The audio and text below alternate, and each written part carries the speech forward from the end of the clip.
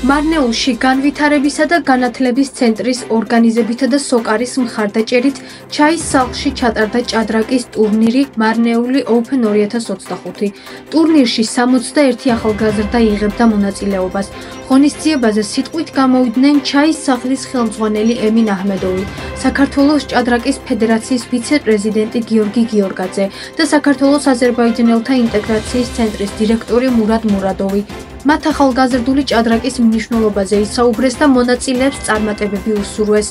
ჭადრაკის განვითარებისთვის ძალიან მნიშვნელოვანი რეგიონში მოვითარდება ჭადრაკი.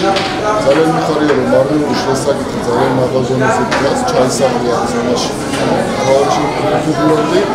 ეხლა ჩატარდა მარნეულის ტურნირი ყველა ბავშვებს შორის და მათ წარმატებები სხვადასხვა ასაკობრივ კატეგორიებში მონაწილეობას იღებენ ჩემპიონატში და უნდა წარმატება უსურვოს უკრავად. იმის შემდეგ დაიწყება სასკოლო ჩემპიონატი, ციფრულ სკოლებში პირველ და მეორე კლასში ჭადრაკი არის უცნობი ტურნირის მასპინძელი არის ჩაის სახლი. დღეს ჩაის სახლში 12 წლამდე ასაკის კატეგორიაში ჭადრაკის ტურნირი გაიმართა, სახელწოდებით მარნეული Open 2025. ჩვენ ამ ტურნირს ყოველ წელს ვახორციელებთ. წარმატებას ვუსურვებთ ჩვენს ახალგაზრდებს ამ სფეროში.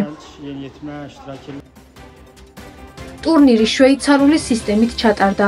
12 წლამდე ასაკის კატეგორიაში ჩაის სახლის ჭადრაკის კლუბის წევრმა თიმურ კალაევმა 6 ქულით პირველი ადგილი მოიპოვა.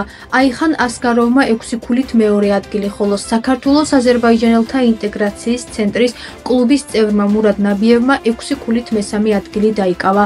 16 წლამდე ასაკის კატეგორიაში სოფელ საგარეჯოდან თაჰირ მამედოვმა 7 ქულით პირველი ადგილი და ბეჰრულ გულიევმა 6 ქულით მესამე ადგილი დაიკავა, ხოლო მარნეულიდან ალი ალიევმა 6.5 ქულით მეორე ადგილი დაიკავა.